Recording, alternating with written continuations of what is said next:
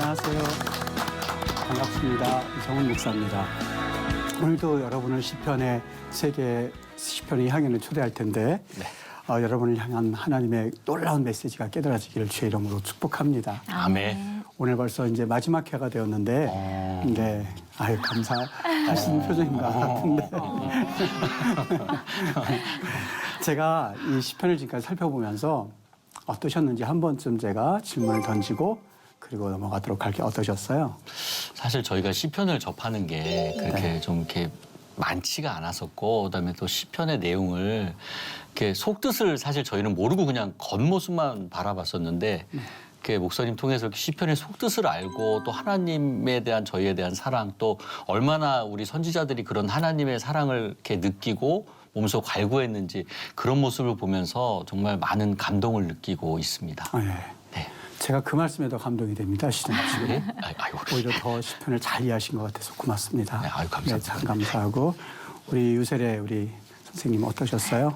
저는 너무 은혜로운 시간을 많이 보내서요.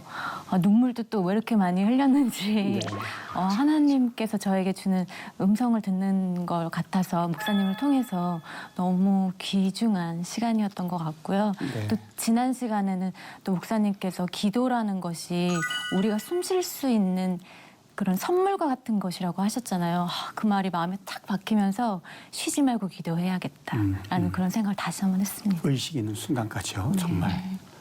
네. 아유 저는 두 분을 제가 유튜브 동영상 또 한 번 보거든요.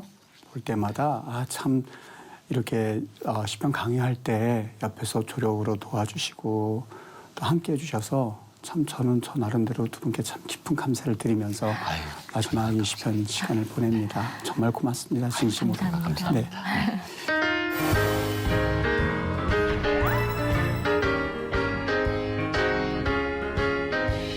오늘은요 시편 69편 제목을 이렇게 정해봤어요. 암울한 밤을 지날 때에 암울한 밤을 지날 때에 어떻게 하면 우리가 이 암울한 밤을 지낼 수가 있고 또 이 시편 69편의 이 신앙인은 암울한 밤을 어떻게 보냈을까?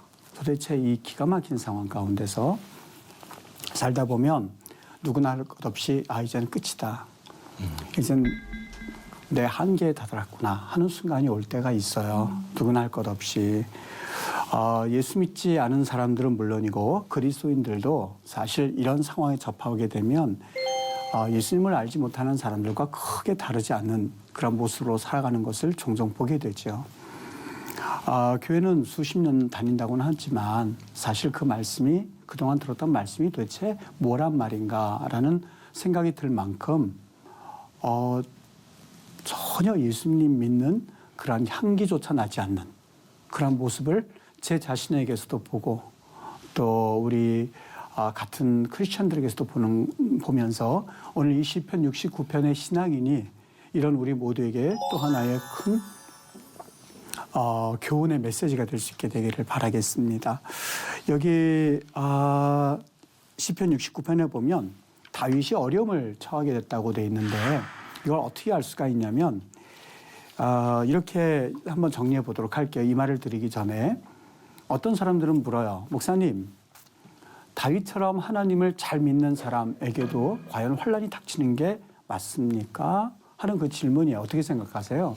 환란을 피해갈 수는 없겠죠. 네. 하지만 그걸 어떻게 지혜롭게 이겨낼 수 있는 능력을 주시느냐에 따라서 사실 그런 부분들이 크게 느껴지느냐 아니면은 그래도 희망을 갖고 그 환란을 겪을 수 있느냐라는 차이가 있을 것 같아요. 네. 이 다윗 이야기를 제가 잠깐 왜 드리냐면 세상은 온 우주에서 하나님과 마귀가 함께 역사하는 유일한 곳이라고 저는 생각해요. 물론 마귀는 하나님과 상대가 안 되죠.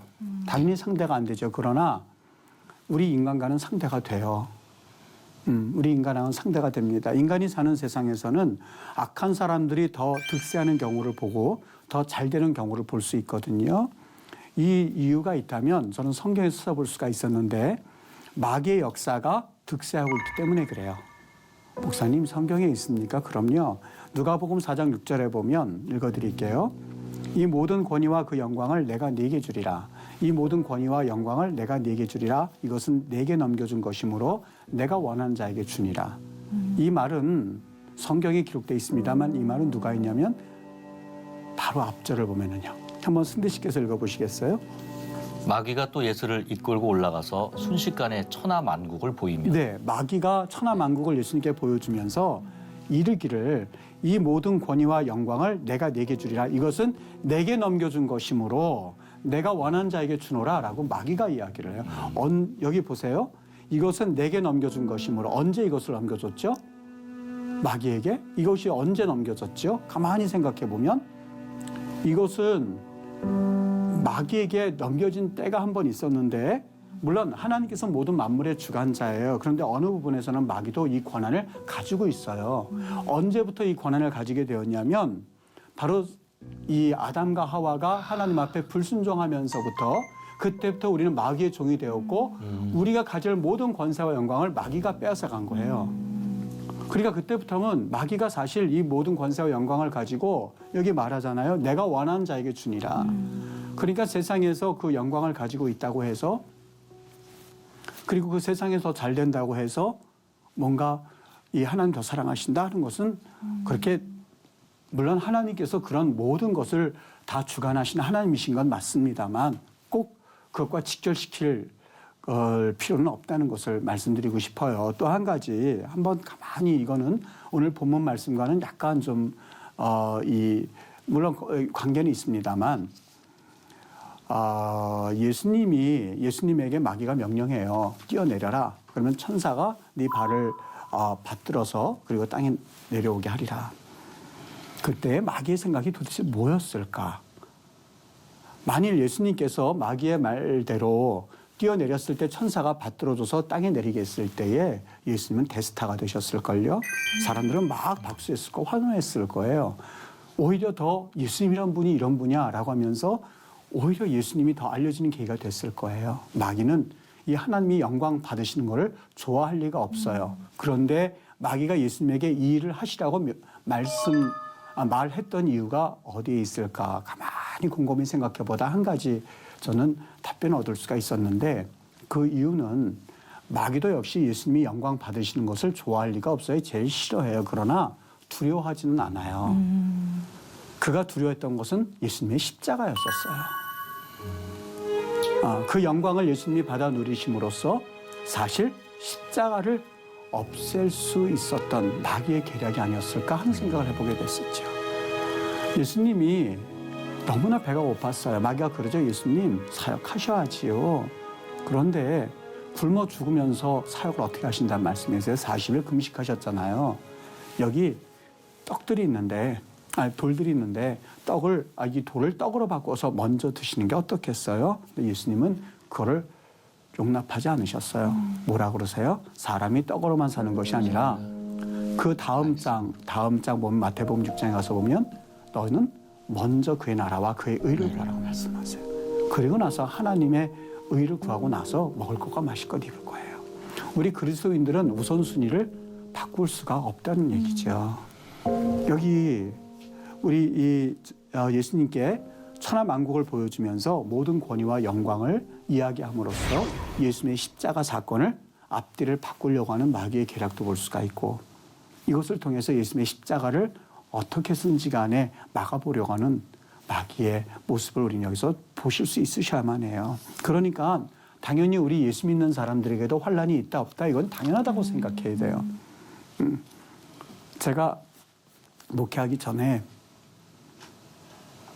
이상하게 문제가 하나 생기고 나면 그다음 또 문제가 생기는 거예요. 그 문제가 끝나면 또 문제가 생겨요. 아니 이게 끝날 때쯤 되니까 조금 휴식 시간이 또 생기는 거예요. 참 이상했어요.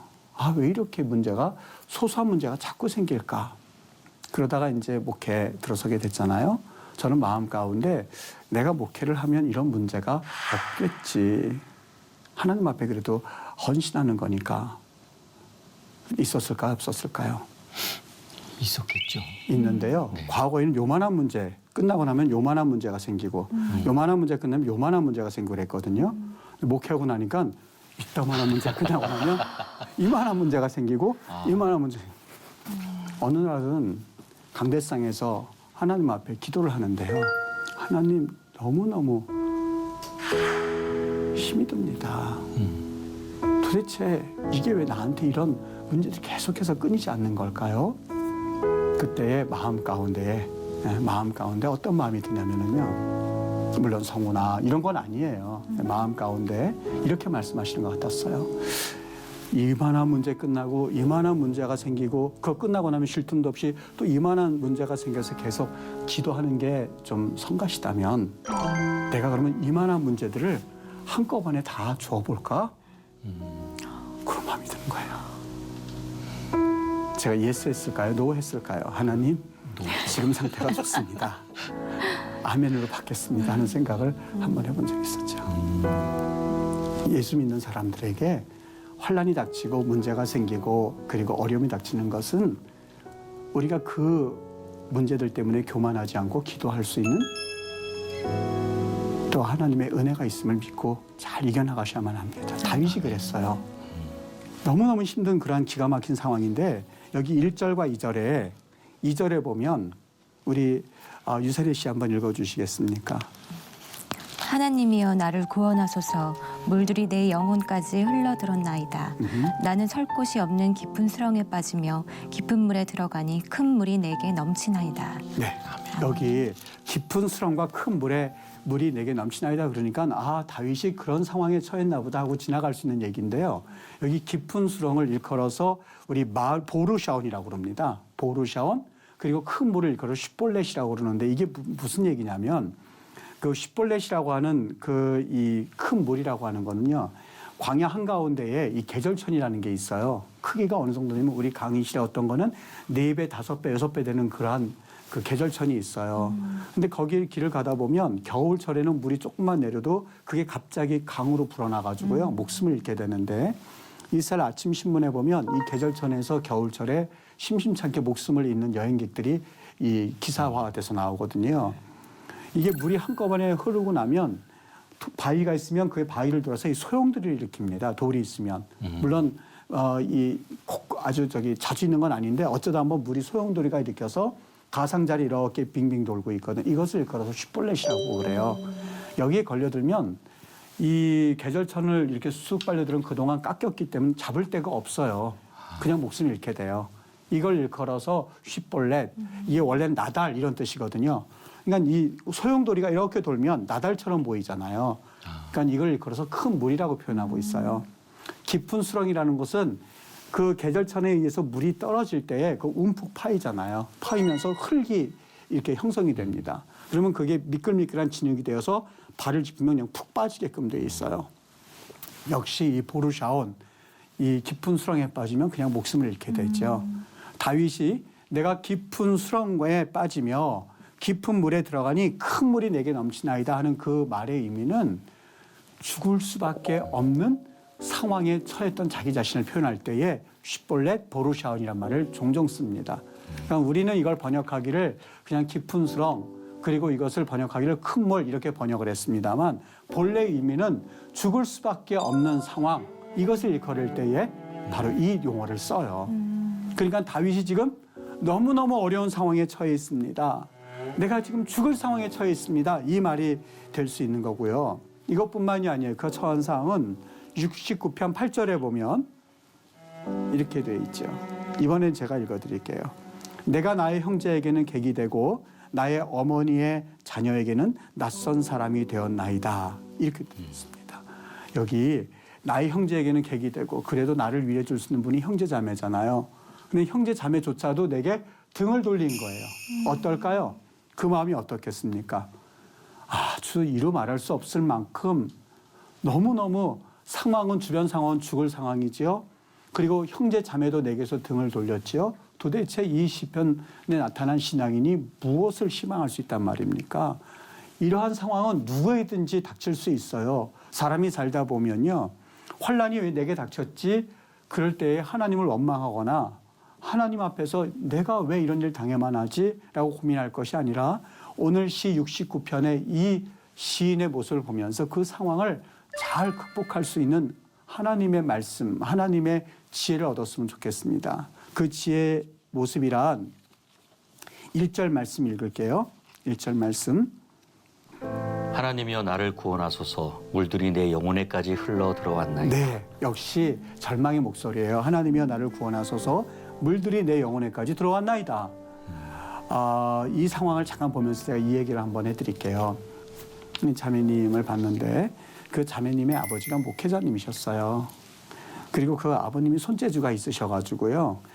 교회를 세우시고 이 교회를 그다음 넘겨주시고 하시다 보니까 이런 좋은 일을 하시다 보니까 재산은 탕진이 됐죠. 그런데 이 자매가 그 어려운 살림 가운데 학교를 다니는 게 쉽지 않았을 거예요. 근데 이 자매가 학교를 갔는데 학교에서 아이들이 예전에 보면 몽쉘이라고 있어요. 초코파이 일종이에요. 몽쉘. 애들이 그걸 먹는데 그토록 먹고 싶은데 그거 하나 못 사 먹은 거예요. 살 데가 없어서 아버님이 지금은 목회를 그만두시고 이 막노동을 하시는데 이 컨테이너 박스를 이게 만들어 놓으시고 이 따님 방을 이렇게 만들어 줬는데 딸이 추울까봐 그 부분에만 전기도 없고 하니까 그 부분에만 이제 난로를 놔주신 거죠. 얼마나 감사해요. 근데 따님이 너무너무 마음이 고운데 그래도 아버지가 원망스럽지가 않더래요. 하나님의 일을 저렇게 하시는 우리 아버지만큼은 좀 잘 되셨으면 좋겠는데 내가 고생하는 건 둘째치고 아버님만 어머님만 좀 잘 됐으면 좋겠는데 그 마음을 가진 딸이에요. 어느 날 고등학교 3학년 때가 됐는데 있던 그 컨테이너 박스에서도 다 쫓겨난 거예요. 살림살이가 다 내팽겨쳐지는 것을 보면서 이 여학생이 충격을 받은 거예요. 그때 충격으로 간질이 생겨나게 됐죠. 이 자매가 엉엉대고 우는데요. 엉엉대고 우는데 왜 하나님 믿는 사람이 이런 일을 당할 수밖에 없느냐고. 목사님 이럴 수 있냐고. 그나마 어떻게 해서 독일까지 왔어요. 이 자매가 독일까지 와서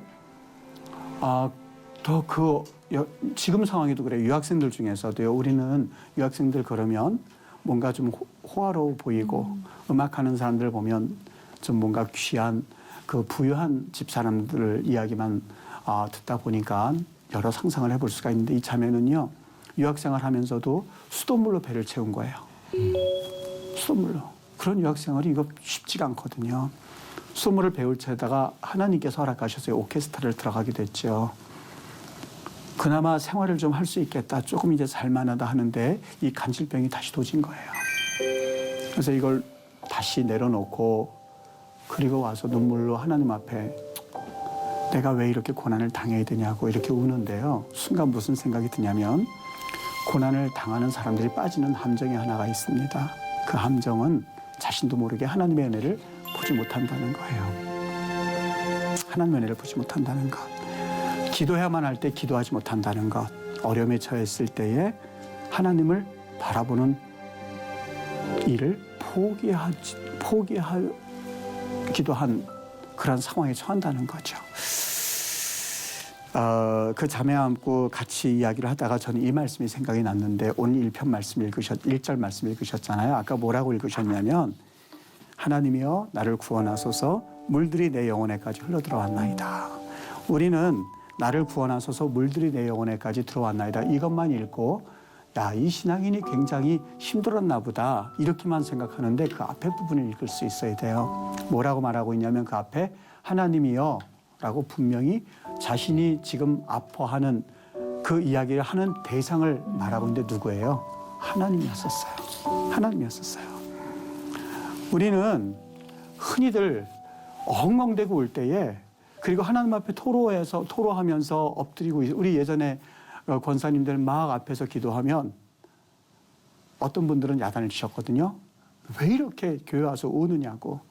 왜 이렇게 통곡하고 이러냐고. 너무하는 거 아니냐고. 전 이런 얘기를 하시는 걸 직접 들은 적이 있어요. 그런데 오늘 성경에서는 이걸 일컬어서 역시 또 하나의 기도로 봐요. 어떤 기도요?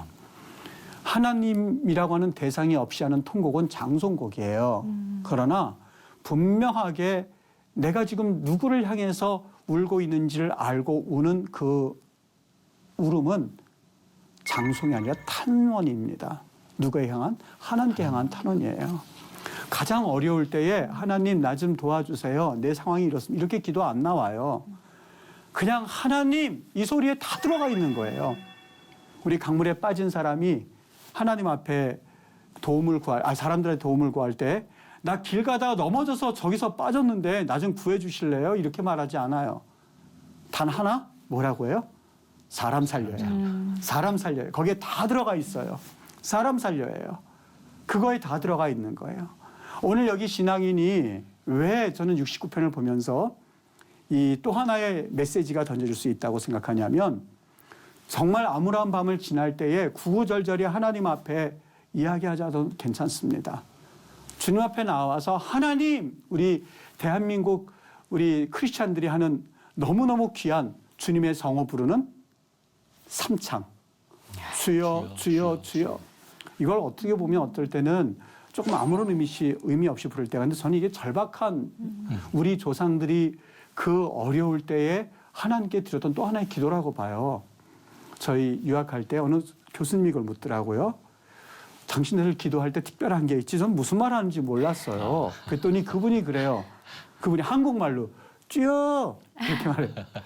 지금 그대로 흉내내는 거예요. 주여 그런데요. 그래서 우리 그렇게 하지 않는다고 주여 이렇게 한다고 제가 다시 가르쳐 드렸어요. 그런데 그게 그냥 단순히 3번 부른다는 의미가 아니라 그 3번 속에는 주님의 성호를 부름으로써 내가 지금 기도하는 대상이 누구인지를 분명히 밝히고 있는 거예요. 내가 지금 절박한 상황임을 하나님 앞에 아뢰고 있는 거예요. 내게 오직 그 상황을 아뢰 수 있는 분은 오직 하나님밖에 없다는 것을 저는 그 주여 3번 부르면서 다 들은 그게 기도 심지어는 처음이요 끝도 될 수 있다고 생각합니다. 기적이라고 하는 것은 정말 그 기적이 일어났느냐 일어나지 않았느냐가 기적이 아니라 하나님이 깨달아지기 시작하고 하나님의 말씀이 내 귀에 들려지기 시작하면 그때부터 그게 기적이에요. 남편이 외도할 때는 남편이 내가 외도한 적이 있었대요. 그러니까 아내들이 저 이성호 목사 말고요. 어느 남편과 아내가 있는데 아내가 외도를 한 적이 있었대요. 남편이 그걸 다 품어주더랍니다. 돈 문제도 있었는데 그걸 다 품어주더랍니다. 그때는 몰랐대요. 그런데 이번에는 거꾸로 남편이 외도를 하더랍니다. 정말 아내 말로는 정신이 돌 것 같대요. 그렇게 힘든데 내 남편이 나를 그동안 참아줬구나 하는 게 깨달아지더랍니다. 그때부터 기적이 일어나기 시작하는데 목사님 말씀을 듣는데 그 말씀이 들려지기 시작하더래요. 그 전에는 안 들렸대요. 성경 말씀을 읽는데 성경 말씀이 막 깨달아지기 시작하더래요. 그래서 그랬어요. 기적이라고.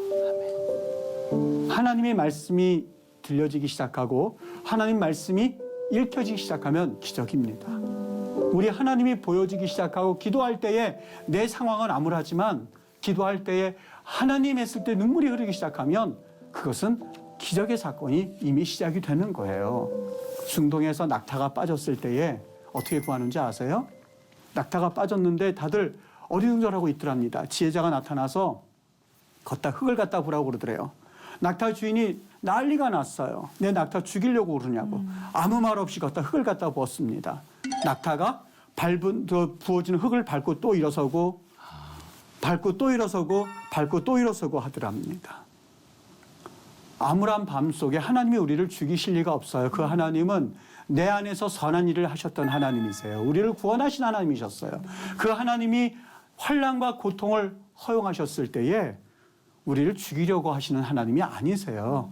그분은 처음부터 끝까지 나를 사랑하신 하나님이시고 나를 구원하시기 위해서 십자가에서 자신의 목숨을 다 내놓으시기까지 피 흘리셨던 분이 우리 하나님의 성품이세요.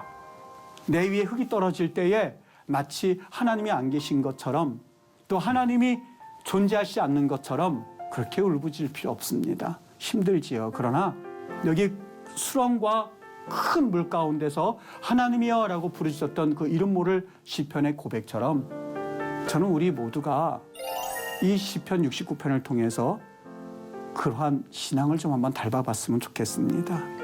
시 34편 18절 이렇게 말합니다. 여호와는 마음이 상한 자를 가까이 하시고 여호와는 마음이 상한 자를 내버려 두시는 것이 아니라 가까이 하시는 하나님.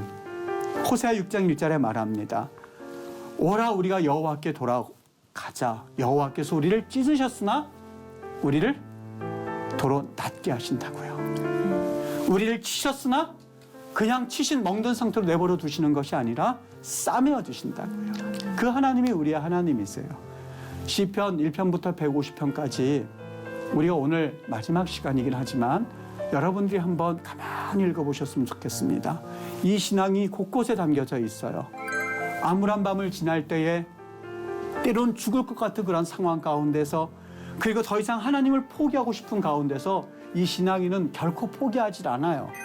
하나님을 부르기도 하고 내 영혼을 향해서 누구누구야 하나님께 기도하라라고 외치기도 하고 끝까지 그 하나님을 놓지 않고 바둥바둥거리면서 하나님을 찾고 찾는 그 아름다운 어떻게 보면 하나님께 맞아서 시퍼렇게 멍들어 있는 신앙인지 모르겠어요. 때로는 하나님께서 찢으셔서 너덜너덜해져 있는 신앙인지 모르겠지만 그러한 가운데서 하나님을 간절히 찾는 이 모습이야말로 오늘 이 시대를 살아가는 여러분과 나의 모습이 되어야 하지 않을까 하는 마음이 들었습니다. 너무나 그동안 반가웠고 그리고 그동안 감사했어요. 이 시편 신앙인의 너무 놀라운 이 모습들이 다음 만나 뵐 때에 우리에게 잘 스며들어서 정말 그리스도인의 아름다운 향기를 품어내시고 더 믿음이 깊어져서 하나님 앞에 정말 성숙한 그리스도인으로서 다시 한번 만나 뵐 수 있게 되기를 정말 주님의 이름으로 축복합니다. 아멘. 네, 그동안 감사했고 이렇게 시청해 주셔서 감사하고 우리 두 분께 진심으로 감사드립니다. 여기에서 우리 시편 강의 마치도록 하겠습니다. 고맙습니다.